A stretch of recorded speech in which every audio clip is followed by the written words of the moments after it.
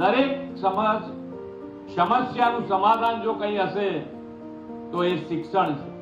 અને માનનીય વડાપ્રધાનશ્રીએ પણ ખૂબ શાળા, શિક્ષણ અને શિક્ષક આ ત્રણ ઉપર ખૂબ ભાર મૂક્યો છે.